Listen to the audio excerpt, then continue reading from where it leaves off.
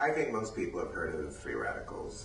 It's been around the industry for quite a long time, and also antioxidants. But a lot of people don't know what they are. Students nowadays certainly would know what they are. But just to do a very simple analogy, think of a mouse with 2 ears. Now that's a healthy molecule. Now let's take away 1 ear and you've got an unhealthy, or actually still quite powerful molecule that is wandering around at random. Now that is a free radical, and it has no regulatory force behind it at all. It sees another molecule with 2 ears, and it goes, oh, I want that ear back, so it goes and snatches it. Well, it doesn't do any good. Now that secondary molecule is also a free radical, and within an hour, 1 free radical can create 1 million of them, almost like vampires. And then at that point, they start looking for bigger things to attack, such as a healthy skin cell.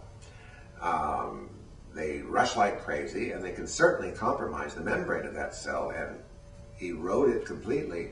And if there happens to be a little bit of a bacteria also lurking around the vicinity that really can't penetrate the healthy skin cell's membrane, or maybe a virus, which is even worse, those join the gang. Even though they're not the same type of thing, they go, oh, hey, we're all bad here, let's get together. Now you've really got an evil army that's going to destroy that healthy young skin cell.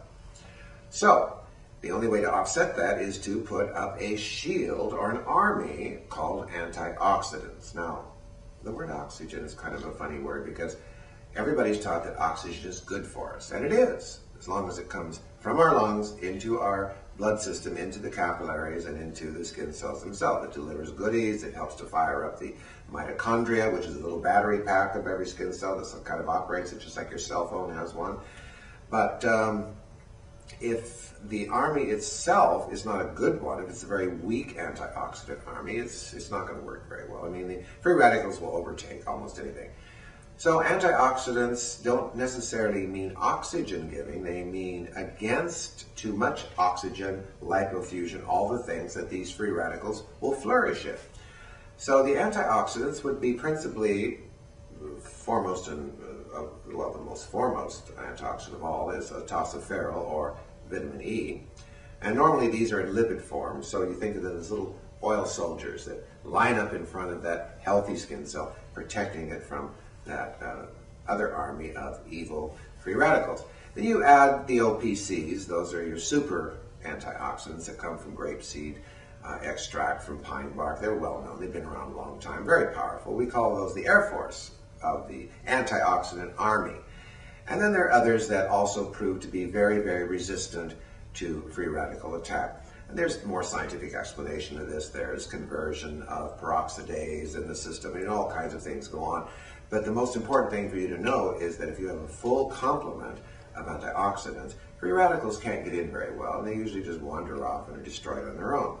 So it's very, very essential in any formula, nowadays especially, because remember, the ozone layer really is going away due to industrial, economical surges in various countries, and this whole global warming thing does have a lot of validity to it based on that principle, the rise of free radicals.